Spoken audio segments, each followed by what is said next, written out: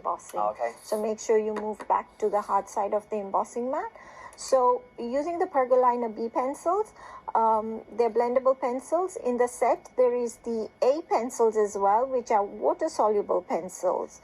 So let me just do this part of the snowman, for example. So I'm just like literally scribbling the color on. At the moment, yes, that looks super messy. But when we blend that, it is going to... we haven't got to colour properly, as in no. we haven't got to fill the area with colour like we normally would if we were colouring like a colouring book or... Yeah, I mean, even if I go out with the B pencils, seriously, it's a great way to start your coloring journey if you haven't tried it, because in the Essentials kit, the other thing you have is an eraser pencil. Okay. And you can literally take the color off. So I've gone out there, I'm just going to take that color off. That's good. So, you know, it makes it easier. Now, if I turn that round, you can see we don't see much there. No, so really. We're coloring on the back. That's another thing I forgot to say. We're coloring on the back, but on the front, you can see we don't see that much until we blend it.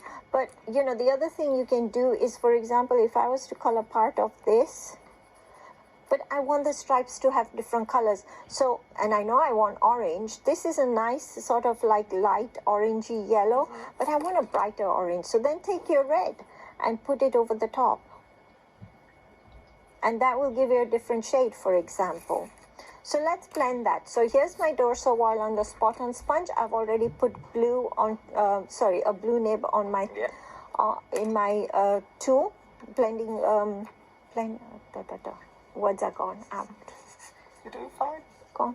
You're doing good. So all I'm going to do is literally just touch it on there, and that is enough. If it's not, you can always touch it again.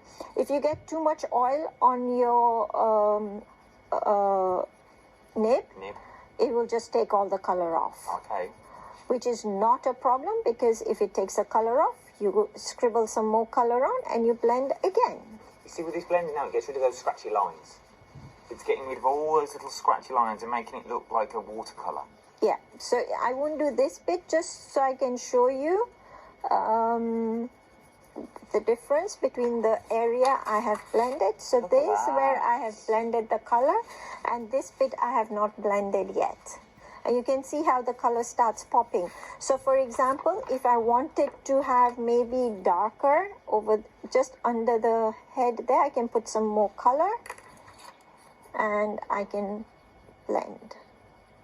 So it will be darker there.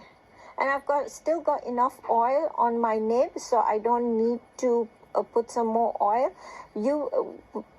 I think when you're starting, you will be able to see, is it blending or not? Really if it's not blending, it might not.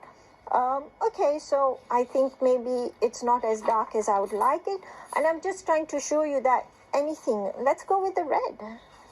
I mean, it doesn't matter, because what that will give me is like a nice browny, purpley shade under there. But because I'm doing that, I'm going to change my blue nib to a universal nib somewhere in here, which will be like, eventually, to be honest, all my nibs go a bit universally browny color, but that's okay, because I do, you know, it's there. And you blend. So I've touched it on the oil to help it blend. And do we still get the blue on the background layer, then the red we're just enhancing on top? Yeah. So I'll turn it around. The blue and the red will sort of merge into one another, and I'm just pulling it down a little bit. And if I turn that round, you can see now you've got the two-tone there. I like that. Yeah, so you've got the two-tone. You've introduced a completely different color.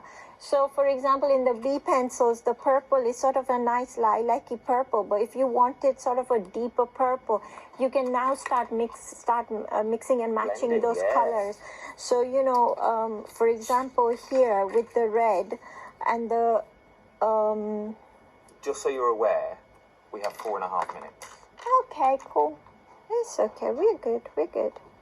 So I'm going to touch the yellow, and this is where we put the yellow, for example, on its own.